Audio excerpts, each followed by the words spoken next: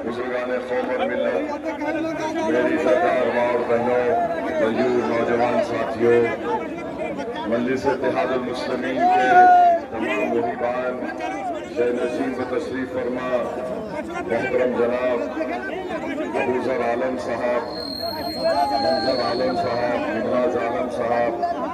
मोहम्मद तौहीद आलम साहब, सरफुद्दीन साहब, मोहम्मद अली साहब,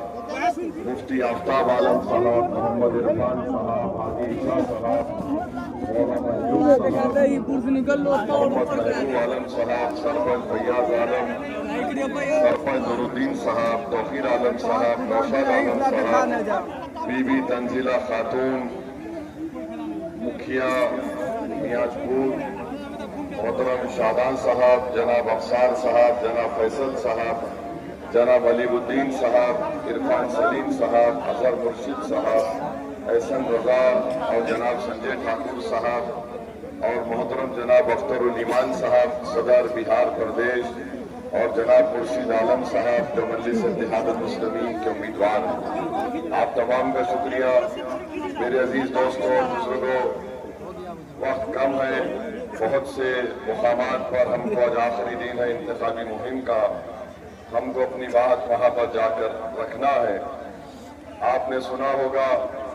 कि सब लोग आकर बोलते हैं कि हैदराबाद से निकलकर ये ओवैसी यहाँ पर क्यों आया है। जन स्वराज भी कहती है, तेजस्वी भी कहता है, बीजेपी आरएसएस भी कहती है। इनका सवाल वाजबी है,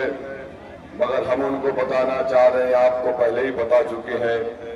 कि अगर हम में लालच होता तो हम किसी नाम निहाद सेकुलर पार्टी के उम्मीदवार के लिए जाकर कामयाबी के लिए उनकी कोशिश करते।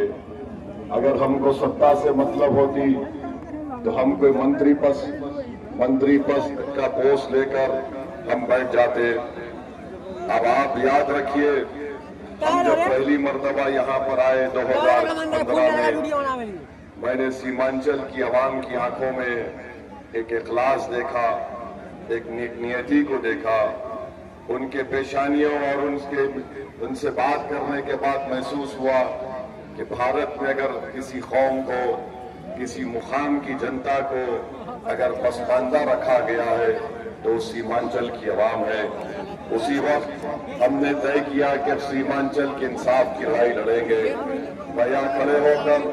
सीमांचल और जोकीहाट के अहले दिल लोगों की तारीफ करता हूँ, उनका शुक्रिया अदा करता हूँ, बुजुर्गों का, उलेमा का, जिन्होंने तौहीद के पैगाम